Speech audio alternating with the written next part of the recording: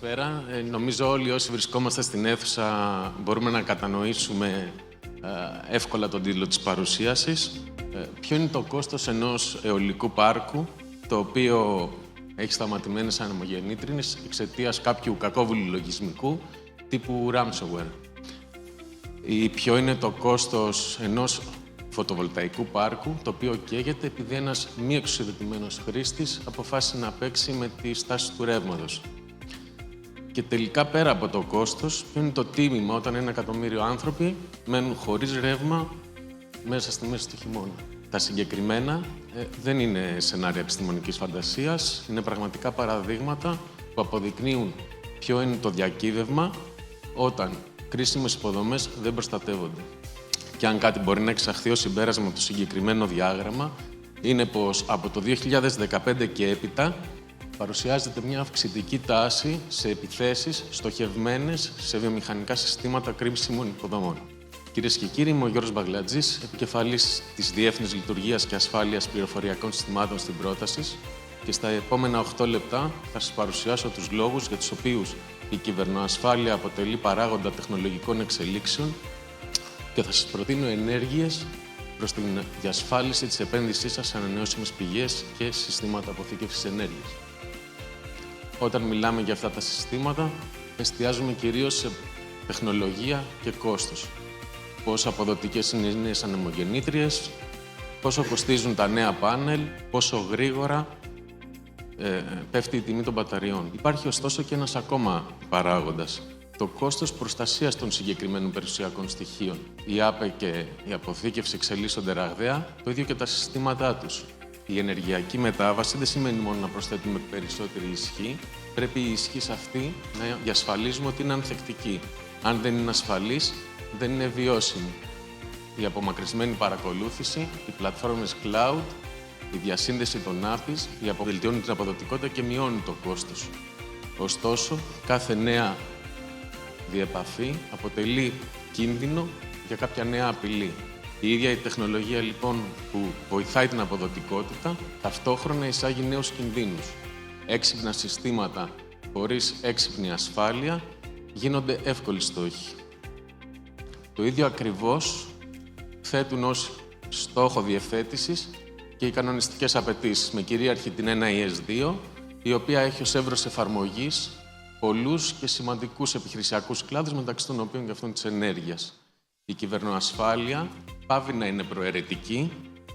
Την ευθύνη διαχείρισης των κινδύνων κυβερνοασφάλειας την έχει πλέον ο εκάστοτε διευθύνων σύμβουλος της εταιρείας, ο διευθύνων σύμβουλος της εκάστοτε εταιρείας, και η υλοποίηση των απαραίτητων μέτρων ασφάλειας αποτελεί αντικείμενο εποπτείας και ελέγχου από την Εθνική Αρχή Κυβερνοασφάλειας.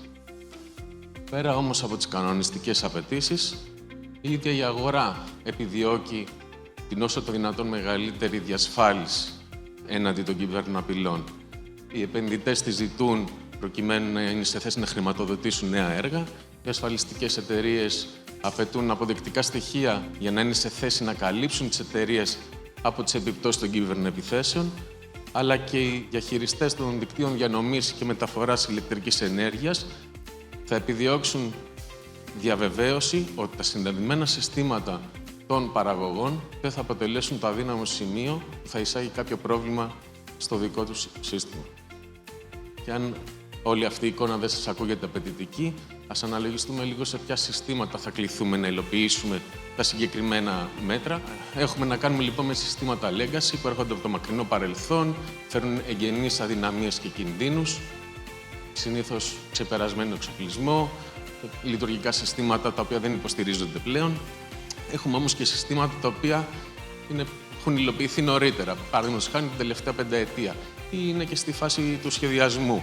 Ωστόσο, ακόμα και σε αυτά τα συστήματα, είτε δεν έχουν αποτυπωθεί πλήρως, είτε δεν έχουν υλοποιηθεί επαρκώς οι απαιτήσεις κυβερνοασφάλειας, με αποτέλεσμα να πάσχει αυτό που εμείς λέμε στη γλώσσα μας security by design, και οι σχεδιαστικές ελλείψεις να κληρονομούνται και στην υλοποίηση. Επομένως, θέτω λοιπόν ξεκάθαρα το ερώτημα: πόσο έτοιμοι είστε για αυτή την πραγματικότητα?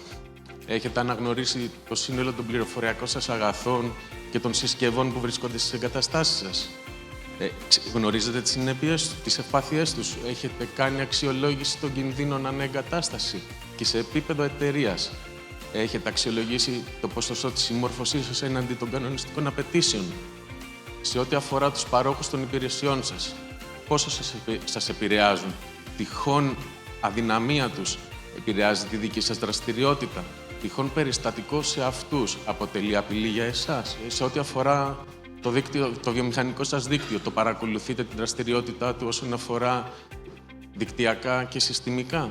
Και τέλος, σε ό,τι αφορά το πλάνο αντιμετώπισης ενός περιστατικού, πόσο έτοιμοι είστε να ανταπεξέλθετε, το έχετε δοκιμάσει? Αν η απαντήση σας είναι όχι, ναι μεν αλλά, τότε υπάρχει κάποιο κενό που οδηγεί σε ένα κίνδυνο που πρέπει να το αξιολογήσετε και να τον αντιμετωπίσετε. Εμείς στην πρόταση μπορούμε να σας δώσουμε απαντήσεις σε αυτά τα ερωτήματα, καθώς διαθέτουμε ένα πλούσιο πορτφόλιο υπηρεσιών κυβερνοασφάλειας, πιστοποιημένο προσωπικό για τη διασφάλιση της ποιότητας της υπηρεσίας, καθώς και βαθιά τεχνική γνώση των βιομηχανικών συστημάτων και των πρωτοκόλλων επικοινωνίας τους, καθώς είμαστε και κατασκευαστές σχετικών λύσεων σε ανανεώσιμες πηγές και συστήματα αποθήκευσης. Ενδεικτικά και χωρίς να θέλω να σας κουράσω, μπορούμε να αναγνωρίσουμε τα πληροφοριακά αγαθά στις εγκαταστάσεις σας και να αξιολογήσουμε τις ευπάθειές τους. Ουσιαστικά αυτό που κάνουμε είναι να αντλούμε με παθητικό τρόπο τη δικτυακή κίνηση, είτε από τον πελάτη, είτε χρησιμοποιώντας δικό μας εξειδικευμένο λογισμικό. Παραδίδουμε στον πελάτη λίστα αγαθών, λίστα με ροές επικοινωνίας και πρωτόκολλα επικοινωνίας και λίστα με τις ευπάθειες που βρίσκουμε, που αναγνωρίζουμε, κατάλληλα χαρακτηρισμένες έναντι διεθνώς γνωστών βάσεων δεδομένων. Εφόσον έχουμε κάνει την αναγνώριση των αγαθών και έχουμε αξιολογήσει τις ευπάθειες, μπορούμε να προχωρήσουμε σε μια συνολική εκτίμηση των κινδύνων της εγκατάστασης. Χρησιμοποιούμε ως μεθοδολογία αυτή που υποδεικνύει το πρότυπο IEC 62443. Είναι το πλέον κατάλληλο πρότυπο κυβερνοασφάλειας για βιομηχανικά περιβάλλοντα. Παραδίδουμε στον πελάτη λίστα κινδύνων μαζί με ένα πλάνο ενεργειών που χρειάζεται να υλοποιήσει προκειμένου να πετύχει το επιθυμητό επίπεδο ασφάλειας. Μπορούμε να αξιολογήσουμε το επίπεδο κυβερνοασφάλειας σε επίπεδο εταιρείας χρησιμοποιώντας το κατάλληλο πρότυπο ή πλαίσιο και να μετρήσουμε το ποσοστό συμμόρφωσης σας έναντι κανονιστικών απαιτήσεων. Παραδείγματος χάριν, για την NIS2 χρησιμοποιούμε το εργαλείο αυτοαξιολόγησης της Εθνικής Αρχής Κυβερνοασφάλειας. Αποτελείται από 169 σημεία, κατηγοριοποιούνται σε 24 θεματικές ενότητες. Μπορείτε να το βρείτε στο cyber.gov.gr. Όταν έχουν ολοκληρωθεί όλες αυτές οι αξιολογήσεις, προκύπτουν συνήθως αποκλίσεις και εκεί αναλαμβάνουμε να υλοποιήσουμε αυτές τις διορθωτικές ενέργειες, οι οποίες σχετίζονται με σχεδίαση ασφαλούς αρχιτεκτονικής και κατάτμιση του βιομηχανικού δικτύου σε ζώνες, ανάπτυξη πολιτικών και διαδικασιών που σχετίζονται με την ίδια την εταιρεία, είναι tailored στην εταιρεία και λαμβάνουν υπόψη τις ιδιαιτερότητες του βιομηχανικού δικτύου, υλοποίηση μηχανισμών έγκαιρης ανίχνευσης abnormal behavior, αυτό που λέμε ύποπτης συμπεριφοράς στο βιομηχανικό δίκτυο και ενίσχυση του πλάνου αντιμετώπισης σας για ένα περιστατικό με στοχευμένες ενέργειες. Η κυβερνοασφάλεια δεν είναι κόστος, είναι παράγοντες προστασίας της επένδυσής σας σε ΑΠΕ και συστήματα ενέργειας. Θα χαρώ πολύ να σας συναντήσω στους χώρους του συνεδρίου και να συζητήσουμε περαιτέρω πώς μπορούμε να βοηθήσουμε και να δώσουμε αξία στην εταιρεία σας. Επισκεφτείτε το www.protas.energy να μας γνωρίσετε καλύτερα. Ευχαριστώ για τον χρόνο σας και για την προσοχή σας.